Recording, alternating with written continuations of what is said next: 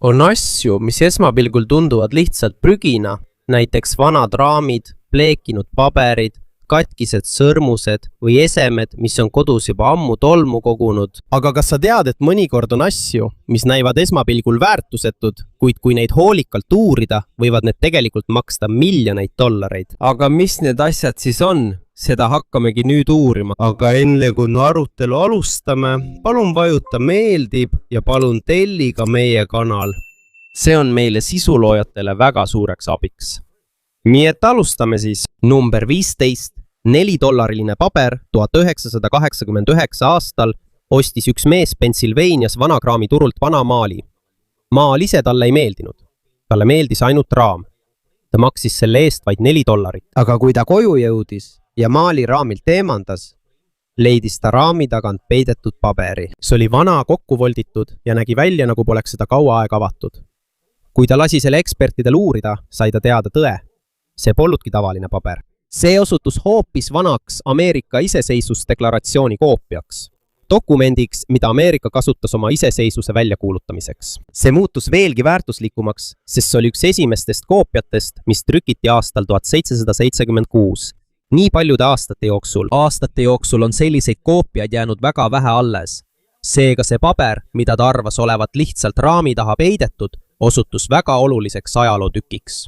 1991 aastal müüdi see oksjonil enam kui $2 miljonit eest. Aastaks 2000 ulatus selle hind juba üle $7 miljonit. Kujuta ette, maal, mis osteti ainult raami pärast, peitis endas paberit, mis osutus miljonite väärtuseks. Kui ta poleks raami lahti võtnud, oleks see võib-olla siiani ühe vana maali taga peidus. Number 14. Kadunud kuldmuna. Ameerikas ostis üks vana metalli edasimüüja vana kraamiturult väikese kuldse muna. Tema tööks oli osta katiseid ehteid, vanu kellasid ja metalli, mida sai rahaks teha. Nii et kui ta nägi kuldset muna, arvas ta kohe, et võid teenida raha, kui selle üles sulatab. Ta ostis selle $14,000 eest. Aga kui ta lasi hinnata kuldse muna väärtust, sai ta teada, et ei saa oma raha tagasi ja jäi kahjumisse. Nii pani ta väikese muna lihtsalt kööki kõrvale. See seisis seal mitu aastat, justkui ilma väärtuseta. Kuni ühel päeval otsis ta internetist muna sees oleva väikese kella peale kirjutatud nime. Siin leidis ta artikli kadunud Fabergé muna kohta. Fabergé muna ei ole tavaline kaunistus. Neid valmistati kunagi Venemaa kuninglikule perekonnale. Venemaa. See on väga väärtuslik, haruldane ja täisajalugu. Kui ta võrdles internetis olevat pilti oma köögis oleva munaga, olid need peaaegu identsed.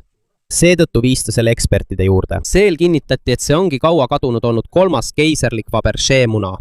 See valmistati 1887 aastal Vene keisri abikaasale. Pärast Vene revolutsiooni kadus see mitmeks aastaks. Eksperdid otsisid seda üle 90 aasta. Ja naljakas on see, et seda ei leitud paleest ega muuseumist. See leiti ühe mehe köögist. Mees oli selle peaaegu üles sulatanud. Hiljem müüdi see erakogujale. Täpset hinda ei avalikustatud, kuid selle väärtuseks hinnatakse umbes $33 miljonit. Asjast, mida ta arvas olevat ebaõnnestunud ost, sellest sai üks tähtsamaid avastatud aardeid. Mõnikord ei näe õnn alguses välja nagu õnn. Mõnikord tundub, et oled kahjumis, enne kui saad teada, et tegelikult hoiad käes miljoneid. Number 13. Supermani koomiks seinal. 2013. Aastal oli üks mees Minnesotast, kes remontis vana maja. Kui ta lammutas üht seina, leidis ta seest vana koomiksi raamatu. See polnud kapis. See polnud ka karbis peidus. See oli otse seina sees. Koomiksi raamat oli vana ja paber oli juba kollakaks muutunud. Aga see oli siiski terve. Ja mis kõige üllatavam, see polnudki tavaline koomiks. See oli Action Comicsi esimene number. See on esimene koomiks, kus ilmus Superman. Aastal 1938 algas siit üks maailma kuulsamaid superkangelasi. Tol ajal oli see koomiks väga odav. Selle hind oli vaid 10 senti. Ja kuna koomiksi raamatuid peeti tol ajal ainult lastele mõeldud asjadeks, hävis, misati ära või kadus palju eksemplaare. Keegi ei osanud tol ajal arvata, et odav koomiks võib kunagi olla miljonite väärtusega. Seetõttu on Action Comics number 1 tänapäeval väga haruldane. Aruannete kohaselt on teadaolevalt alles vähem kui 100 eksemplari. Mõned koopiad on väga heas seisukorras müüdud miljonite dollarite eest. Aga koopial, mis leiti seina seest, oli juba kahjustusi. maja remontimise ajal sai see viga. Seetõttu ei jõudnud see kõige kõrgema hinnani. Aga isegi nii müüdi see oksjonil ikkagi $175,000 eest. Kujuta ette, koomiksiraamat, mis maksis kunagi vaid 10 senti, müüdi pärast seina seest leidmist peaaegu $175,000 eest. Siiani pole selge, kuidas see sinna sattus. Võib-olla peitis selle sinna mõni laps, võib-olla kukkus see sinna, kui maja ehitati, või äkki kasutati seda koos vana paberiga seina sees.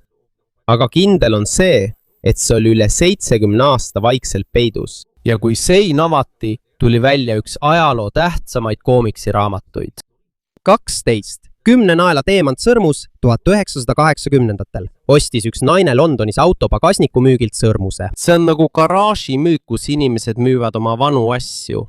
Sõrmuse hind oli vaid 10 naela. Naine arvas, et sellel on võltskivi. Ta arvas, et see näeb lihtsalt välja nagu suur klaas, nii et ta ei pannud seda seifi ega kindlustanud. Ta kandis seda lihtsalt tavalistel päevadel. Ta kandis seda kokates, koristades ja väljas käies. Peaaegu 30 aastat kandis ta sõrmust, mida ta pidas lihtsalt pisuteeriaks. Aga ühel päeval märkas keegi, et kivi on ebatavaline. See ei tundunud tavalise klaasina. Seetõttu viis ta selle juveliiri juurde, et lasta kontrollida. Seal tuli välja tõde. Kivi polnudki klaas. Tegemist oli tõelise teemantiga ja mitte väikese teemantiga. Sotheby'si andmetel oli see 26,27 karaadine teemant. See on suur. Peaaegu ei usukski, et see on päris, sest see on tavalise sõrmuse jaoks liiga suur. Ameerika Gemoloogia Instituut kinnitas samuti, et tegemist on ehtsa teemantiga. Hiljem viidi sõrmus oksjonile. Ja 2017. aastal müüdi see 656,750 naela eest. See tähendab, et sõrmus, mis osteti vaid 10 naela eest, muutus väärtuslikuks ja maksis 100 000 naela. Kõige üllatavam on see, et seda ei hoitud seifis, see ei olnud muuseumis. Seda ei valvanud ka turvamehed. See oli aastaid ühe naise sõrmes. Ta kandis seda iga päev ja keegi ei teadnud, et tema käes oli peaaegu tõeline varandus. Mõnikord ei näe kõige väärtuslikumad asjad välja kallid. Mõnikord näeb see lihtsalt liiga tavaline välja, nii et keegi ei usu, et see on päris. Number 11. $3 iidne kauss. 2007 aastal ostis üks perekond New Yorgis garaažimüügil väikese valge kausi. Hind oli vaid $3. Väljanägemise järgi tundus see lihtsalt tavaline kauss. Ei olnud ühtegi joonistust, ei olnud ühtegi silmatorkavat värvi, ja see nägi välja nagu lihtsalt kodukaunistuseks mõeldud ese. Nii et koju jõudes panid nad selle lihtsalt kamina simsile. See jäi sinna mitmeks aastaks. Keegi ei teadnud, et see lihtne kauss oli tegelikult väga vana. 2013 aastal lasid nad selle eksperdil üle vaadata. Siis said nad teada tõe. Selgus, et kauss pärineb Hiina Põhja-Songi dünastia ajast. See tähendab, et see on peaaegu 1000 aastat vana. Sellist tüüpi kaussi nimetatakse Ting Weariks. See on kuulus oma lihtsa, kuid ilusa teostuse poolest. Sellel on õhuke korpus. Värvuselt on see valge. Ja see on oluline Hiina keraamika ajaloos. Kui see viidi Sotheby'sse, arvati, et selle hind võib ulatuda $100,000. Kuid kui see pandi oksjonile, tõusis hind veelgi kõrgemale. See müüdi $2,2 miljonit eest. Kujuta ette. Kauss, mis osteti garaaži müügilt vaid $3 eest, muutus miljonite väärtuseks. Selle välimus ei muutunud. See on ikka veel kauss. Ainus, mis muutus, oli see, mida inimesed selle kohta teadsid. Kui nad selle ajalugu veel ei teadnud, pidasid nad seda vaid $3 väärtuseks. Aga kui nad said teada, et see on tegelikult 1000 aastat vana, muutus see aardeks. Siit näeme suurt erinevust hinna ja tõelise väärtuse vahel. Mõnikord on mingi asi odav mitte sellepärast, et sellel pole väärtust. See on odav, sest inimene ei tea veel, mis tal tegelikult käes on. Number 10. $7 Renoiri maal 2012. Aastal ostis üks naine Virginias kirbuturult väikese maali. Tegelikult ei huvitanud teda maal ise, vaid ta tahtis raami. Maal oli lihtsalt kaasas nende odavate asjadega, mille ta ostis. Ta maksis selle eest peaaegu $7. Koju jõudes riputas ta selle oma majja üles. Tema jaoks oli see lihtsalt tavaline maal, väike, tume ja ei paistnud eriti väärtuslik. Kuid tema ema märkas maali tagaküljel olevat nime. Sinna oli kirjutatud Renoir. Pierre-Auguste Renoir oli kuulus Prantsuse maalikunstnik. Ta oli üks tuntumaid kunstnike kunstiajaloos. Seetõttu viisid nad maali oksjonimajja, et lasta seda uurida. Seal selgus, et see ei olnudki tavaline maal. selle oli teinud Renoir. Selle pealkiri oli Passage Boards de Seine ehk maastik Seeni kallastel. Selle väärtuseks hinnati 75 000 kuni 100 000 dollarit. Kuid enne, kui see jõudis müüki minna, tekkis ootamatult probleem. Baltimoori kunstimuuseumi sõnul kuulub see maal neile. Nad ütlesid, et see ei olnud muuseumis, kui neil on dokumendid, mis tõestavad, et see kuulub nende kollektsiooni. Selle tõttu oksjon jäi ära. Juhtum jõudis kohtusse ja 2014 aastal otsustas kohtunik maal tagastada Baltimoori kunstimuuseumile. Nii et naine, kes selle odava hinnaga ostis, ei saanud selle maali pealt rikkaks. Ta ei saanud suurt raha.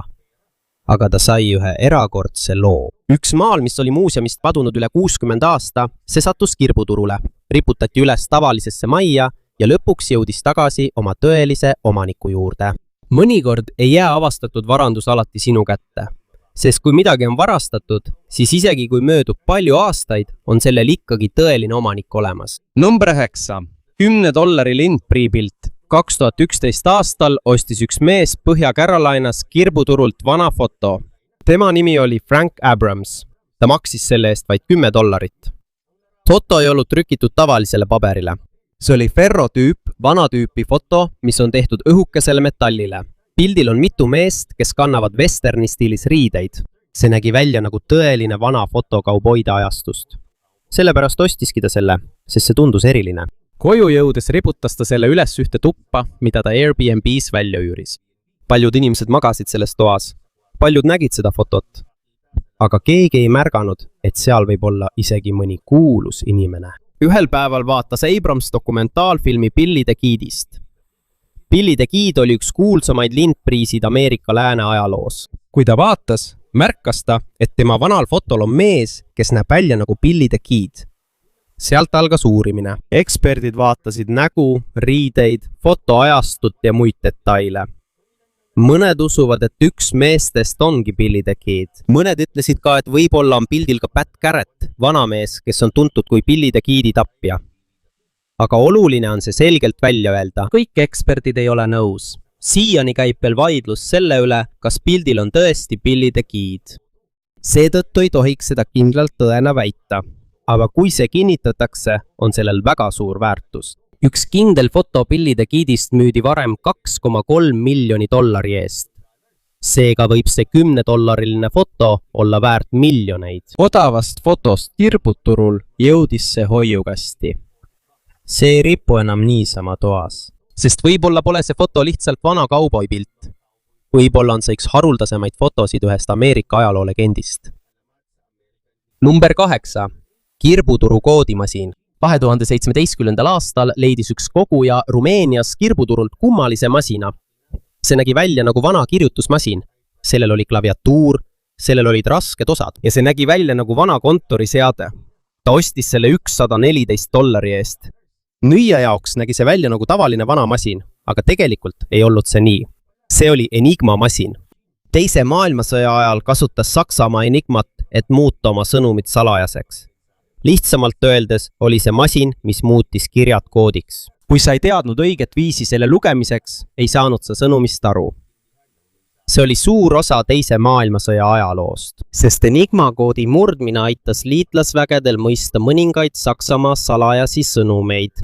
Üks selle loo tuntumaid nimesid on Alan Turing ja Bletchley Parki meeskond Inglismaal. Rumeeniast ostetud masin müüdi oksjonil enam kui $51 000 eest. See ei jõudnud teiste haruldasemate Enigma masinate hinnani, kuid see oli siiski suur kasum. $114 tõusis hind enam kui $51 000. Naljakas on see, et esmapilgul näeb see lihtsalt välja nagu vana ja katki kirjutusmasin. Aga inimese jaoks, kes oskab väärtustada, hoiab ta tegelikult ajalugu käes. Mõnikord ei pea asi särama, et olla väärtuslik. Mõnikord näeb see vana välja. Näib, et sellest pole kasu, aga kui tead selle tõelist otstarvet ja lugu, siis näed selle väärtust. Number 7. 75-sendine kahjurekord. 2002. aastal leidis üks plaadikoguja New Yorgis hoovimüügil vana vinüülplaadi. Sellel polnud ilusat ümbrist, ka selget silti polnud. See nägi välja nagu tavaline vana plaat. Ta ostis selle 75 sendi eest, vähem kui $1 eest. Aga see polnudki tavaline plaat. kui ta lasi selle üle vaadata, selgus, et see on haruldane The Velvet Undergroundi atsetaatplaat. The Velvet Underground oli kuulus rockbänd New Yorgist. Selles bändis olid Lou Reed ja John Cale. Nad avaldasid suurt mõju punkile, alternatiivrockile ja indie-muusikale. Leitud plaadil olid nende laulude varased versioonid enne ametliku debüütalbumi ilmumist. Pitchforki andmetel osteti see plaat 75 sendi eest ja hiljem müüdi see eBay's $155 401 eest. Kuid esimene ostja loobus tehingust. Pärast seda müüdi see uuesti madalama hinnaga, milleks oli $25 200. Kuigi kõrgeimat hinda ei makstud, oli see ikkagi suur summa võrreldes sellega, mis ta maksis. 75 sendi pealt tõusis väärtus tuhandetesse dollaritesse. Naljakas on see, et võib-olla müüja ei teadnudki, mis tal käes oli. Tema jaoks oli see lihtsalt vana plaat, aga muusikaajaloo jaoks on see väga väärtuslik. Sest mõnikord ei ole vana plaat ilma ümbriseta prügi. Võib-olla on see hoopis kuulsa bändi kadunud heli, enne kui maailm neid tundma õppis. Number 6. Vana laud, mis osutus varanduseks. 1960-ndatel ostis üks kooliõpetaja New Jersey's garaažimüügilt väikese kokkupandava laua. Hind oli vaid umbes $25. See ei näinud eriti hea välja, laual oli plekid, see oli vana ja nägi välja, nagu oleks pärit niiskest keldrist. Aga tal oli koju lauda vaja, seetõttu ostiski ta selle. Aastaid kasutas ta seda nagu tavalist lauda. Selle peal söödi, pandi asju või kasutati igapäevaselt kodus. Tal polnud aimugi, et see laud on tegelikult eriline. Mõne aastakümne pärast viis ta selle laua Antiques Roadshow'le. Siin uurivad eksperdid tavaliste inimeste vanu esemeid. Kui ekspert lauda nägi, tuli selle tõeline väärtus välja. See polnudki tavaline kokkupandav laud. Selle olid valmistanud John ja Thomas Seymour, tuntud mööblimeistrid tollasest Bostonist. PBS Antiques Roadshow andmetel on see laud föderaalstiilis intarsia mahagoonist The Million Card Table, mis valmistati 1700-ndatel lõpus. Lihtsamalt öeldes oli see kunagi Ameerikas kallis laud. Selle valmistasid osavad käsitöölised rikastele peredele. Ekspert hindas selle väärtuseks umbes $200 kuni $300. Aga kui see oksjonile jõudis, saadi sellest veelgi kõrgem hind. See ulatus üle $500,000.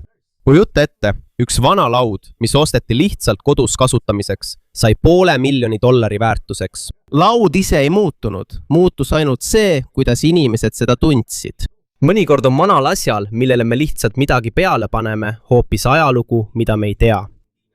Number 5. $5 Warholi visand 200-ndate alguses ostis üks kunstikoguja Las Vegase garaažimüügil mõned vanad joonistused.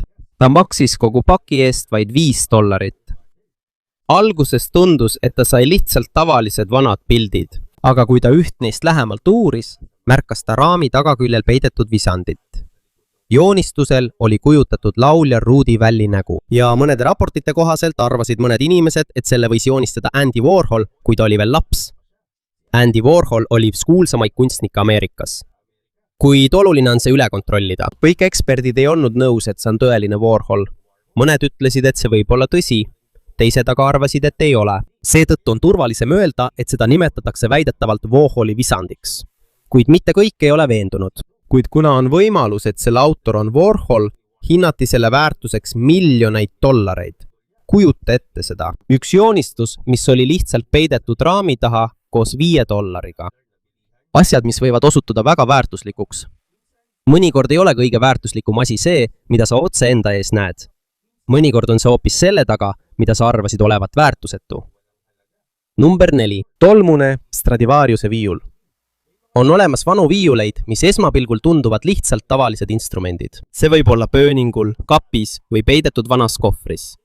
Kuid mõnikord võib selline viiul olla väga väärtuslik, kui see on tõeline Stradivarius. Antonio Stradivari oli kuulus viiulivalmistaja Itaaliast. Smithsoniani andmetel valmistas ta üle 1100 pilli ja neist on tänapäeval teadaolevalt alles vaid umbes 650. Seega, kui Stradivariuse viiul on ehtne, on see väga haruldane.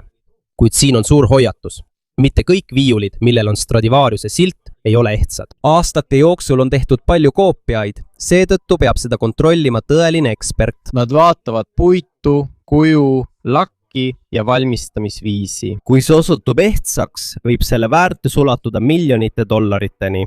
Seetõttu on mõned pered üllatunud, kui selgub, et vana viiul, mille nad peaaegu ära viskasid, omab tegelikult suurt ajalugu. mõnikord on vana instrument, mis vaikselt pööningul seisab, väärtuslikum kui maja ise, kus seda hoiti. Number 3. Tekike, mis on väärt rohkem kui maja. Üks mees tõi vana teki saatesse Antiques Roadshow. Tema jaoks oli see lihtsalt vana tekk. See oli lihtsalt kodus tooli peale pandud, aga kui ekspert seda nägi, palus ta mehel istuda. Juba siis tead, et midagi erilist on juhtumas. Selgus, et see tekk oli Navajo First Phase Chips Blanket. See tehti 1800ndate keskpaigas, see ei ole tavaline tekk. Varem kasutati seda kõrge staatuse sümbolina. See tähendab, et mitte igaüks ei saanud seda kanda. PBS Antiques Roadshow andmetel on sellist tüüpi tekid väga haruldased. Seetõttu, kui ekspert ütles selle väärtuse, jäi omanik peaaegu sõnatuks. Varem tavaline kodutekike hinnati sadade tuhandete dollarite väärtuseks. Ja see võib ulatuda isegi üle $1 miljoni. See on põhjus, miks see stseen viraalseks muutus. Mitte ainult sellepärast, et tekk oli kallis, vaid ka sellepärast, et mehe üllatus oli täiesti ehtne. Ühel hetkel sai ta teada, et tekk, mis oli nende kodus juba kaua olnud, on tegelikult väärt rohkem kui paljud majad. Mõnikord tundub, et mõni asi on lihtsalt toolikateks, aga eksperdi silmis on see hoopis väärtuslik ajalootükk. Number 2.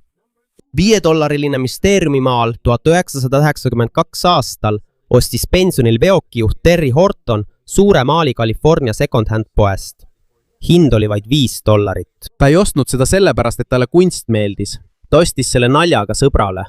See nägi lihtsalt välja nagu segane värvipritsmete kogum, aga tema sõbrale see ei meeldinud. Nii et ta proovis seda uuesti müüa. Üks kunstiõpetaja nägi seda ja ütles, et selle võis teha Jackson Pollock. Jackson Pollock oli kuulus Ameerika maalikunstnik, kes oli tuntud oma tilgutustehnika poolest, kus lõuendile pritsitakse värvi. Sealt algas pikk segadus. Üks kohtuekspert ütles, et seal on sõrmejälg, mis võib olla seotud Pollockiga, aga paljud kunstieksperdid ei nõustunud sellega, et seda nimetatakse tõeliseks Pollockiks. Nad ütlesid, et maalil puudub selge ajalugu, kust see pärineb. Seetõttu pole seda siiani täielikult autentitud. On olnud pakkumisi, mis ulatuvad miljonite dollariteni. Kuid Terry Horton ei võtnud seda vastu, sest ta uskus, et selle väärtus on veelgi suurem, kui tõestatakse, et see on ehtne. Tema lugu tehti isegi dokumentaalfilmiks, aga lõpuks jäi see maal mõistatuseks. Mõne jaoks on see vaid $5 eest ostetud taaskasutuspoe maal. Teiste jaoks võib see olla kadunud Pollock. Kuni pole lõplikku tõestust, jääb see üheks tuntumaks mõistatuseks kunstimaailmas. Number 1. Vaas riiulil. 2010. aastal koristas üks perekond Londonis oma lahkunud sugulase maja. Kui nad vanu asju korrastasid, leidsid nad suure Hiina vaasi. See oli juba ammu majas olnud. Tundus lihtsalt riiulil olev dekoratsioon. Nad ei teadnud, kust see pärit on. Nad ei teadnud ka, kui vana see on. Kuid selle asemel, et see ära visata või kellelegi anda, viisid nad selle oksjonimajja. Seal saadi teada selle tõeline väärtus. Reuters andmetel pärines vaas tegelikult Hiina Qianlongi keisri ajastust 17. sajandil. See tähendab, et see tehti keiserliku õukonna või keisri kõrge perekonna jaoks.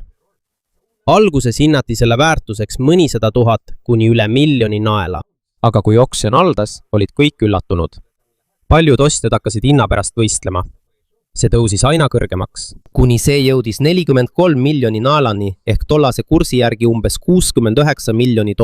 Üks vaas, mida pere pidas lihtsalt tavaliseks kodukaunistuseks, sai üheks kõige kallimaks Hiina antiikesemeks, mis tol ajal müüdi. See on kogu nimekirja kõige tugevam õppetund. Mitte kõik, mis on väärtuslik, ei näe välja väärtuslik. Mõnikord näeb see välja nagu vana vinüülplaat, näeb välja nagu vana tekk, näeb välja nagu viiul pööningul. Näeb välja nagu naljapilt või näeb välja lihtsalt nagu vaas riiuli peal. Aga kui saad teada selle tõelise ajaloo, siis alles näed selle tegelikku väärtust. Seetõttu tasub enne vana asja äraviskamist seda hoolikalt vaadata. Sest võib-olla see asi, mida arvasid olevat väärtusetu, on tegelikult kõige väärtuslikum asi kogu majas.